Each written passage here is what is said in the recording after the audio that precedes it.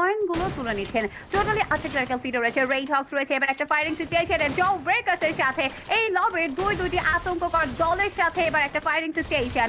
Rambo side থেকে back to back damage গুলো charge করছিল, এবার শটের মধ্যে যাওয়ার একটা ট্রাই, প্রথম অ্যাটাকটা র্যাম্বো কিন্তু করবেন কিনা তার সাইড থেকে স্টিল ট্রাই করছেন, বাট 1v2 একটা সিচুয়েশনের মধ্যে এবার র্যাম্বোকে পড়তে হচ্ছে।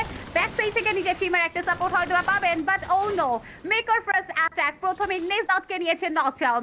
এবার 3 vs 4 একটা ব্যাটল, ব্যাক সাইড থেকে রিফ্লেক্স ইউনাইটেড হতে পারে থার্ড পার্টি, বাট সেই ক্ষেত্রে এবার আরো একটু মোর ঘরে পারফরমেন্স রাহাত করে গিয়েছেন 1v4 একটা ব্যাটলের মধ্যে।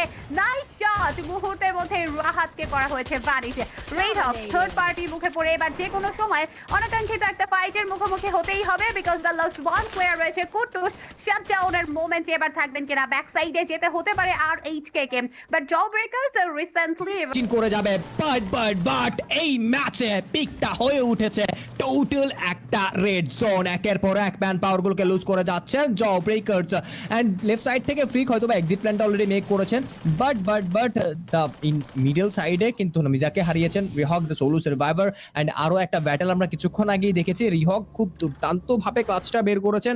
এখন সিনটা হচ্ছে রিহক এখান থেকে কিছু এলিমিনেশন ক্যাপচার করতে পারে কিনা। ফ্রিক পজিশন করেছে জুইট, সেই সাথে সাথে চার্জিং করার চেষ্টাটা চালিয়ে যাবেন কুটুসকে, এখনো আমরা দেখতে পাচ্ছি। আবারও আরএইচকে এর তরফ থেকে রিকলটা দেখতে পেয়েছি, রাহাত দা সোলো সার্ভাইভার ফ্রম আরএইচকে ব্যাটেলটা চালিয়ে যাবেন, বাট আরএফএক্স ছাড় দিতে রাজি নয়। ব্যাক সাইড থেকে এক্সানকে করে ফেলা হয়েছিল নকআউট, আবারও চার্জিং, আবারও entry, Rahat the destroyer from team RHK, but day end শাটডাউনটা দেখতেই হবে। বাট জ ব্রেকার